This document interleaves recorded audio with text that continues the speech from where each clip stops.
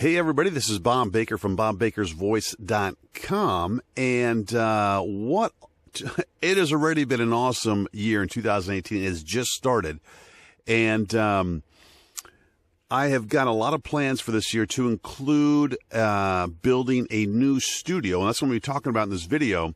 But the year's kicked off already with a lot of great projects that came my way. And this January 2018 has probably been my busiest year so far. And basically last year I've been doing this work professionally, and it's just been amazing. So, but let's talk about what I'm building here. On this phase, actually designing, and that is basically a new place to do my voice work. I started out, believe it or not, with a blanket over my head. Right? I'm sure some of you have been there, but a blanket over my head, I think it was a Blue Yeti Pro, which is a good microphone, not a bad microphone, but a blanket over my head and getting whatever kind of work I could, scraps, whatever. Then I graduated to basically a framed up, almost like a telephone booth with blankets I had bought from thrift stores, wrapped around it. It looked like the Superman telephone booth with blankets around it.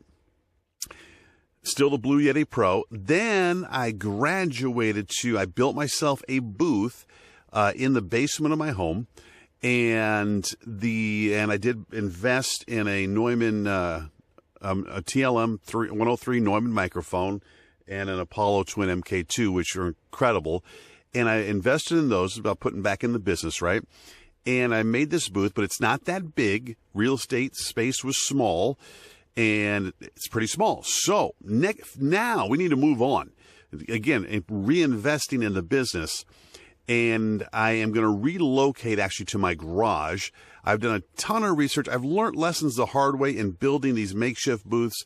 I've been online researching all kinds of things when it comes to acoustics, and you know, the one thing you need to know is there's two different things going on. There's a lot of things going on, but the two major things is the isolation from sounds out here in the outside world, right? Coming in from outside this garage. Luckily, I don't live I live in a smaller town. It's not that loud where I live at, which is a good thing. And then there's the acoustics within your recording space. So these are things you're going to be dealing with, right? And so I'm going to go through and show you guys what I've been working on. I'm going to talk a little bit about it, my plan. Based on what I've done so far, I think this is going to work pretty well in the research I've done. Obviously, you're limited by budget, space, and all those things, so you do the best you can. So let's dive right in. First thing you see, Steel Crow Studio. I'm going to name this place because eventually I am going to start bringing people in locally to rent this space out and to work with. Also, I'm going to form a team of voice talent. I'm going to actually create a little company where I'm going to bring in some other voice talent to things I can't do, from younger voices to female voices, you name it. And I think it'll be a lot of fun. It'll be a lot of fun to, for some people who are looking for work on the side, or this might be an interest for them, and I'm looking forward to. But the reason I named it Steel Crow Studio is my son was playing a video game, my youngest son, and he's like 9. And we said to him, and I was with his older brother, I said, hey, what's your name in the game? He said, as cool as can be, he said, Steel Crow. We got such a chuckle out of that. And I love that so much that I just went with Steel Crow Studio for now. We'll see what happens with that. Okay, so my goal is to get this studio up and running by March of this year. But before my birthday in March, I want this up and running. And damn it, unless something happens, I'm doing it. And so let's go right into this. So first off, space-wise, designing this thing, this is probably my 5th iteration of this, designing this in SketchUp, which is an amazing program. It's totally free. But the one thing I did learn, and this was a consistent theme everywhere, is, you see a lot of vocal booths that are, you're limited again by space, so you got to work with what you got. They're square or rectangle, and the worst thing I guess you can have is a recording space that has equal lengths on each side, let's say like 4 by 6 by 4 by 6, something like that, and basically it really plays havoc with reflections of sound within that space. So this design here, These are all different lengths. They're all at different angles. It's subtle. It's hard to tell from these looking at, but they are, again, the only right angle I believe I have in here is this one back corner right here is the only right angle in here. Everything else is at weird shapes and angles. It is going to make building this tougher than if I were to do a square design, but I'm really hoping it's going to pay off when it comes to the acoustics in the room. The other thing you'll see is I've got this thing off the wall of the garage, about 2 feet on each side here. Again, creating a gap of air between the outer wall and the inner wall is going to help reduce some of that noise coming from the outside. Eventually, I am going to insulate this garage out here and build a wall down the middle here and insulate that. So I'm going to create an exterior wall that is insulated, but that's maybe 2019. So footprint. And the other thing is I was trying to go for maximum size I could within the space, but not get too crazy. Again, the bigger the recording area, the more money it's going to cost. But I wanted, bigger than this, the normal 4x6 like that. The more, again, air you can have in here, the better sound you're going to get, right? So what's nice is from this back corner all the way to here, this space, it's about 12 feet. So that's pretty good size. I'm happy with that.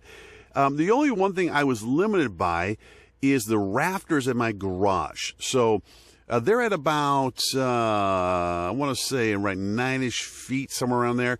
But what I'm going to end up with is about 7 foot 6 inches of space inside the booth itself, which is actually more than I have right now. I could sit down in here, have plenty of headspace, but my goal really is, that's why you see, here's my little makeshift mic in the middle. My goal is I want to be standing up. Everything I've researched, from even my own experience, you want to be able to stand up for a voiceover, unless it's a really long audiobook or something like that.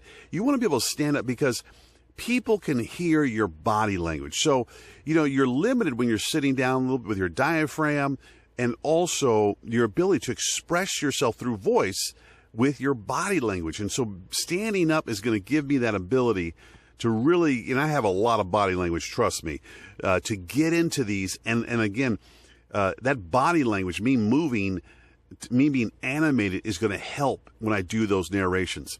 Okay, so that's one thing I'm really looking forward to. That. It'll be adjustable stand, so depending on people's height, they can use this. I'm going to have a pretty good size screen up here, maybe like I'm thinking 32 inches. And I'm going to have my laptop down here. And basically in my Apollo Twin, I am getting, the laptop I'm going to be using is going to be a quiet laptop. It's not going to be a loud one. It's not going to give off a lot of heat. I'm not worried about that. And I'm going to screen share between these. So basically I can have, the laptop screen up on this screen. So, I can have the script up there, things like that. So I'm back here on, I don't like to do the paper, so I do everything digital. So I can be back on the mic. I can easily see the script on the screen, and I can go from back there, a good distance back. One thing's going to happen. I have used the foam, not insulation, the foam, basically not diffusers either, but, what do I want to call these? The foam that you use in the studio. I can't think of the exact terminology for now, but basically the foam that you would put on the inside to dampen the walls, absorb some of the sounds, basically absorbers. I've got those in my booth now. Everything I've read and researched, especially with professional sound engineers, studios, you don't see their rooms just covered in these foam panels because it kills the sound. It's going to deaden it, right? And so I want to get away from that. And one thing I am going to do is build sound panels. And I know how to do them. I've built a couple before. And I'm going to build some sound panels. I'm going to start off with those. And the one thing you'll see right here, the sound panels will be off the wall. I'll play with the distance. But by getting this panel off the wall, the sound waves will hit this thing. More of the higher frequencies are going to hit this. They're going to go through.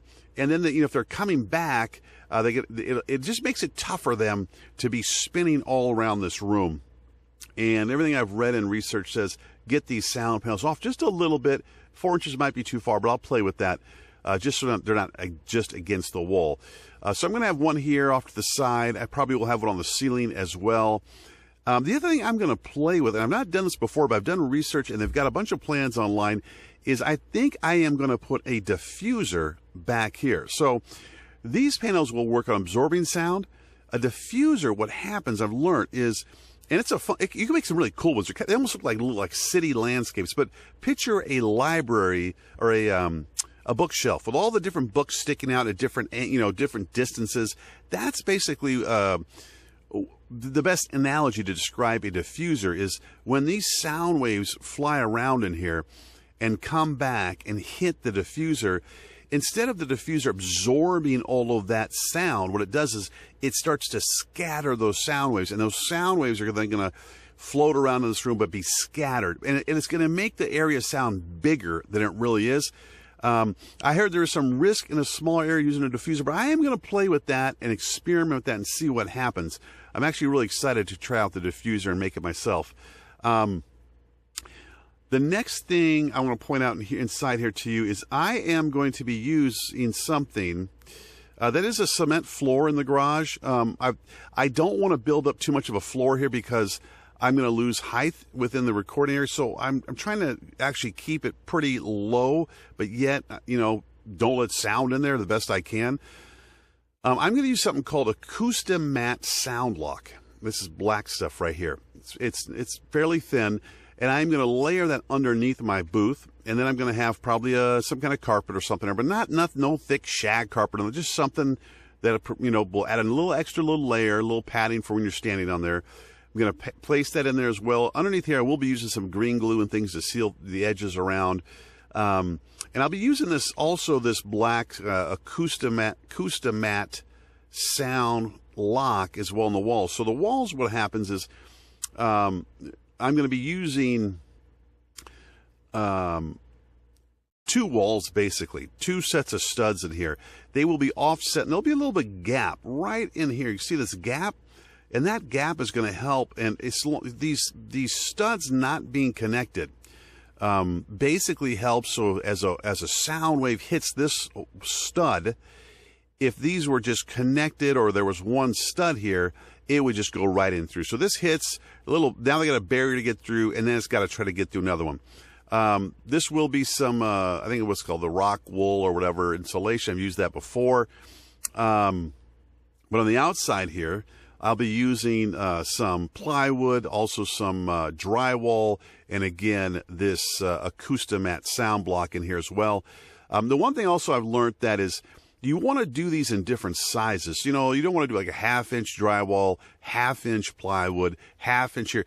By varying the sizes, so 3/4 of an inch plywood, 1/2 inch here of drywall, maybe a different size of drywall on the inside, it really makes it more difficult for these sound waves to get through. And I don't know the science behind it, but then if they were all the same size, it just throws them off. And so using different sizes hopefully is going to help as well. The other thing you're going to see over here, I live in Minnesota. It can get hot and it can get really cold. You see this hole right here? This represents basically where air will be coming into this booth. And I'm going to show you something over here. I do have a window in the garage. But over here, I've designed, if I can just get this, I don't mean to make you guys sick here flying around the program SketchUp. But basically, I'm going to create a baffle system. And I'm not going to worry too much about an exit baffle because, I'm pretty convinced this won't be super air. It'll be pretty good as far as keeping sound out. But there will be some cracks, I'm sure, with some air, getting in and out, minute, small cracks here and there. It's just going to happen. But... And also, between takes, you can open the door, things like that. So I'm not too worried about the exhaust, I guess. But basically what will happen is I will have a portable AC/heat unit that will feed in. I'll use this window, or I'll put a hole through the garage here that for, to blow out the hot air from the system. But basically what will happen is I'll hook up some kind of like tubing system to it. It will flow into this. Now this actually will be mounted on this wall right here. On the outside of the recording sound booth. And inside I'll have foam, some kind of baffle system where this air will have to channel up through this basically maze that will snake all through this and eventually will come out this hole and then feed into the booth. It helps quiet down that airflow coming into the booth, and I'm confident it's going to work great from all the research I've done. Let's see. I got a whole bunch of distances here. I'm not going to go through all those, but you could see they're all different lengths and stuff. It's going to be a pretty good size booth. I'm going to be happy with the size, I believe.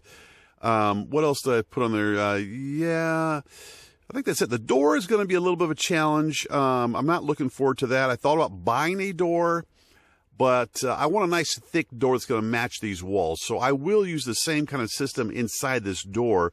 Offset studs. I'll use the rock wool here inside as well. Try to insulate this as much as I can, and also probably do some kind of rubber gasket liner around the outside, so when it's closed, it is really, really sealed. Nice and tight, airtight. So this is it. This is I think getting it all designed out first. All the detail is a good way to go about it, especially when you're spending a good deal of money to do this. I'm really excited about this. I'd love to hear your feedback and what you're seeing here. And again, I am limited somewhat by budget and space and those things, but I'm optimistic. I mean, my current booth it's okay, but it's tiny, and it's not. The sound's pretty good. I'm getting a lot of gigs in it. I think this is going to be really awesome. The sound's going to be much better, and I think the recording environment's going to be better. For not just me, but my family as well, because I'm always yelling at them to shut up, or I don't say shut up, but, you got to quiet down. And, they're walking on pins and needles while I'm recording, and turning off the AC and, turning off the heat, all of these things. This is really going to fix those problems. I'm looking forward to it. So, again, Steel Crow Studio, I don't know if I'm going to name it that, but I love that. And I look forward to hearing from you guys, your feedback. You got any questions, any advice about voice work or making your first recording area, anything like that, just post in the comments, and I'll try to help you the best I can. I'm still learning myself. So cheers, peace. I wish you guys the best. And until next time, this has been Bob Baker from BobBakersVoice.com. Thanks for watching, and don't forget that thumbs up, and I'd love for you to subscribe to the channel. Take care. Bye-bye.